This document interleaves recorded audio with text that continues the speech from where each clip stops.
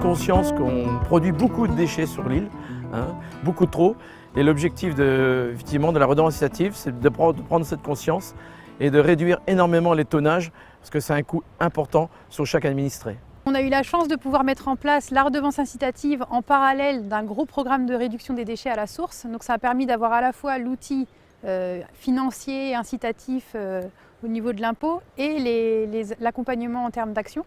On a vu une réduction globale sur les 3 ans de 11% du nombre de déchets expédiés sur le continent, donc c'est une grosse diminution, et 30% rien que pour l'ordure ménagère collectée à domicile et chez les commerçants.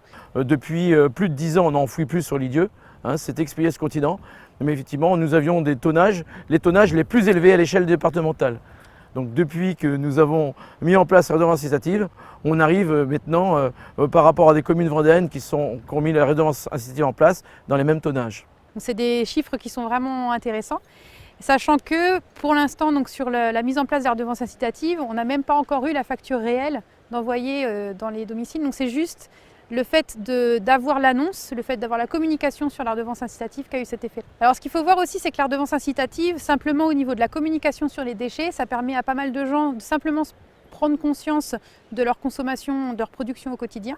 Donc ça, rien que déjà ça a eu un impact. Beaucoup de commerçants qui sont venus nous voir pour savoir comment mieux gérer leurs déchets, comment mieux les trier, voire comment mieux les réduire. Et sinon, nous, ce qu'on a beaucoup travaillé au niveau d'accompagnement, c'est sur la question des biodéchets, pour promouvoir le compostage, pour promouvoir la réduction du gaspillage alimentaire. La question des déchets végétaux, même si c'est des déchets que nous, on n'exporte pas sur le continent, mais comment faire pour qu'ils ne soient pas amenés dans les structures collectives de gestion, mais pour que les gens puissent les réutiliser à domicile. C'est des questions de retour au sol, c'est des questions aussi d'utilisation de la matière sur l'île.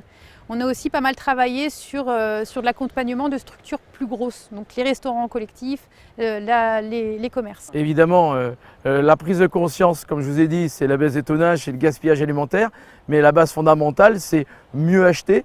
Qui dit mieux acheter, donc c'est le comportement d'achat. Donc on favorise effectivement les circuits courts pour pouvoir effectivement faire comprendre à tout à chacun que si on achète correctement, on va produire moins de déchets demain. C'est très complexe sur notre territoire. On a 60% de résidences secondaires. La grande difficulté qu'on a rencontrée au quotidien, c'est justement pour pouvoir gérer, on va dire, les gisements des ordures ménagères de tout à chacun.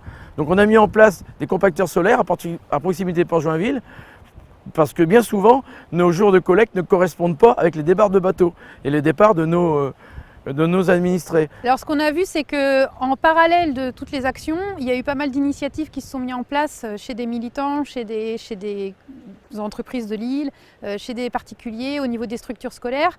Donc là, on a vraiment été à l'affût de toutes ces initiatives pour les encourager, pour faire connaître notre programme de prévention et qu'ils puissent se raccrocher dessus au niveau des outils, au niveau de l'accompagnement. La question des déchets, c'est vraiment un petit bout de la lorgnette. L'idée, ça a été aussi de travailler en transversalité avec les autres projets du territoire, que ce soit sur l'augmentation de l'approvisionnement local, de l'agriculture locale, les économies d'énergie, le travail sur la mobilité. On voit qu'on a de plus en plus de gens qui sont intéressés quand on fait des ateliers pratiques sur comment faire au quotidien, sur comment fabriquer ses produits, sur où aller chercher des produits en vrac. Alors, ce qui est important de se rappeler, c'est que la redevance incitative, ce n'est pas une action seule, unique à mettre en place dans le but de réduire les déchets, ça ne marchera pas tout seul. Mais par contre, c'est un outil qui est quand même vraiment intéressant parce que ça crée un débat sur les déchets qui est très intéressant quand on veut mettre d'autres actions. Donc il n'est pas suffisant, mais par contre, il devient de plus en plus incontournable.